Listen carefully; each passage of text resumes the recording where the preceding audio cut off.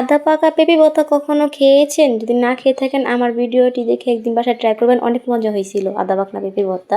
আসসালামু আলাইকুম ভাইয়া আপুরা, যেখান থেকে আমার ভিডিওটি দেখতেছেন আশা করি ভালো আছেন, সুস্থ আছেন। আলহামদুলিল্লাহ, আপনাদের দোয়া আল্লাহর রহমতে আমিও ভালো আছি।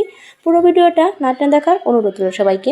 আর এরকম নতুন ভিডিও পেতে, রান্নাবান্না পেতে আমার চ্যানেলটিকে সাবস্ক্রাইব করে অবশ্যই পাশে থাকবেন। আপনাদেরকে লাইক একটা কমেন্ট আমাকে অনেক অনুপ্রেরণা দেয়। এই যে আদা পাকনা পেঁপে নিয়ে নিছি ভর্তাটা বানানোর জন্য, সাথে নিচে একটা কলা ও টমেটো, সাথে আছে তেঁতুল। তো এই যে এই পেঁপেগুলো হচ্ছে আমাদের গাছের থেকে যখন বাবা বাড়ি ছিলাম আসার সময় পেরে নিয়ে আসছি। এই আদা পাকা পেঁপেগুলো দিয়ে আজ বেশি মজাদার একটা ভর্তা বানাবো। তো যে পেঁপেগুলো আমি ছিলে নিছি, ছিলে বিচিগুলো ছেড়ে নিছি। টমেটোটা আমি বটির সাহায্যে কেটে নেব, পেঁপে ও কলাটা আমি এর পলনির সাহায্যে পলে নেব। এই যে আমি টমেটো ধনে পাতাটা কেটে নিছি, এখন পেঁপেগুলো গ্রেট করে নেব গ্রেটারের সাহায্যে।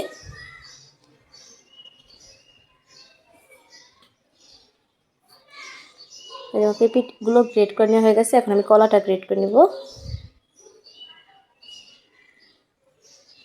তো সব কিছু গ্রেট করে নিছি, পুলে নিছি, এখন মাখামাখির পালা। তো প্রথমে 2টা শুকনো মরিচ গ্যাস লাইটের সাহায্যে আমি পুড়ে নিতেছি। দেখেন কি নিন্দা টেকনিক, গ্যাস লাইট দিয়ে আমি মরিচগুলো পুড়িয়ে নিছি। আসলে পুরো মরিচ দিয়ে ভর্তাটা বানালে সেই স্বাদ হয়।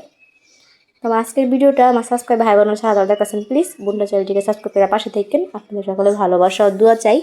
তো এই ভর্তাটা দেখে যাদের জিভে পানি আসতেছে আমার কিন্তু দোষ নেই, আমার রেসিপিটা দেখে আপনারাও বাসায় ট্রাই করে করবেন, বানিয়ে খেয়ে নেবেন।